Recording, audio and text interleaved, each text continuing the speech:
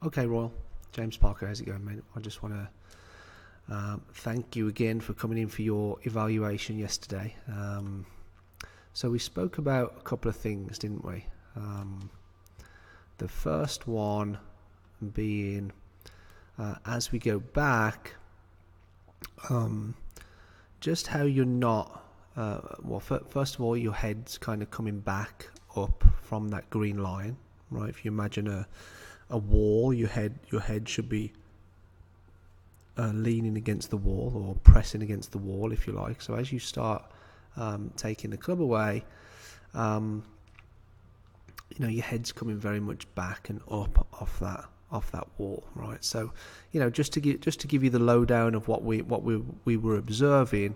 I was observing a shot pattern that was starting slightly to the left and staying straight, or starting slightly to the left and then curving off to the right. Okay, both those shots start left, so you're coming across the ball just a fraction, right? So that's what we were observing. So to give you the diagnosis of why that is, as you're coming down, you actually keep your turns kind of closed, right? Which promotes hitting the ball from the inside. But by the time you're coming down into impact, and you can see how the club and your hands stay between the two lines, but as you come just down into impact, you've still got a lot of pressure on this right foot as you hit it.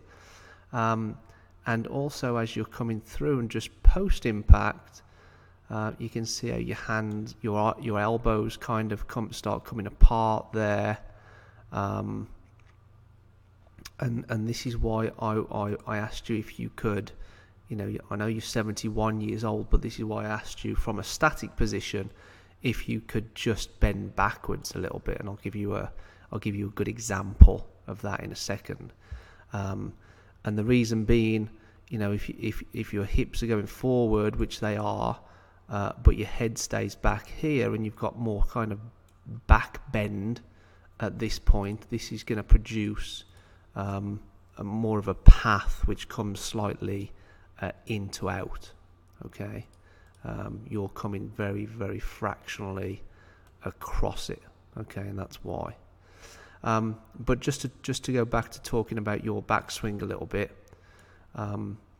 what we figured out was that yes, you're moving your head back up off the line, but there's no real left tilt, is there? As you get to the top, usually your left shoulder's just too high, right?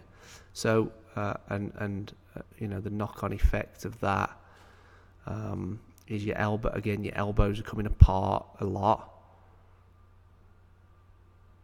and your arm breaks down, right? So again, from that position, we see a lot of people that start coming over the top, right? So what we did was, let me put up your with a swing.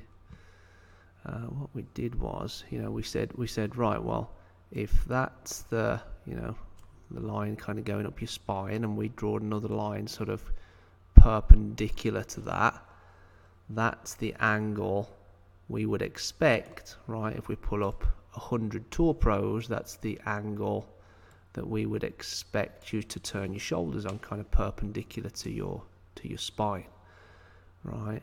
So we know that you're coming back and up, which is obviously raising your spine. You're extending your spine. Your spine's bending backwards, but you can see as you get up to the top, your shoulders are nowhere near that position, right? Whereas we did some drills and we were working on moving your left shoulder down a bit more, and you can see even in the takeaway, look at that. And also I'll put a little line here where your head would be resting against, right? And we said, right, move your left shoulder down more, right? And you actually did a few swings where you're doing a much better job than this particular example. But if we stop you there, right, already considerably better.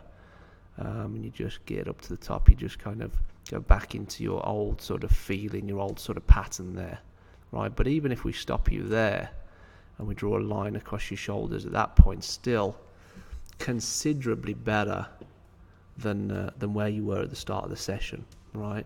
So from there, then we've got a better chance of coming down and hitting it from the inside, right?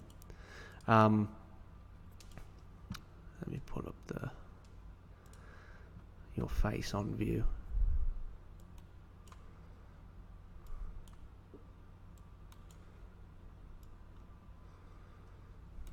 Yeah, this was your swing at the start of the session, right? So you can see what I'm talking about there, how your arm breaks down, right? Now if we get a model up, get back our Grady up,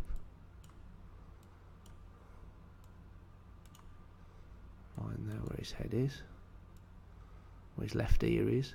So look how he moves his hips forward, right? Which you're doing, right? Which you're doing. But look where he is post-impact there at about P8. And this is what I'm talking about with regards to the back bend. Right, I'll do this in green. Look at that angle. Whereas you come down. And number one, still a lot of pressure on your right foot. Right, which promotes coming slightly across it. But number two, in this position, right, and I know you mentioned that you've got a few little issues with your back. That's why I asked you to do a static position. You know, are you able to bend backwards first and foremost? And you said yeah, you could do it, and you didn't have any particular issues.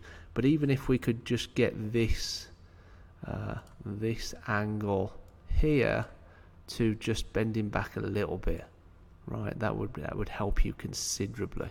It really would.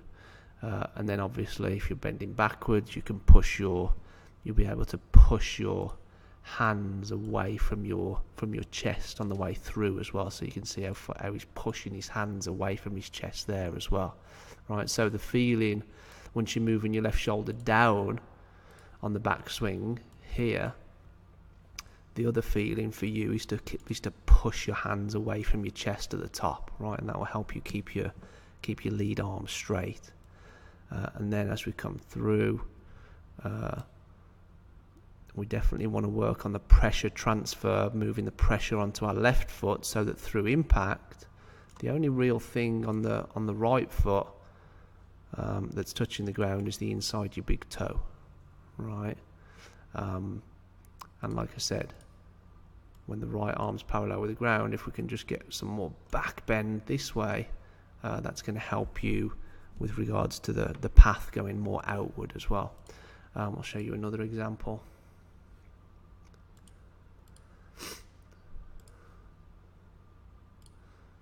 Jordan Spieth.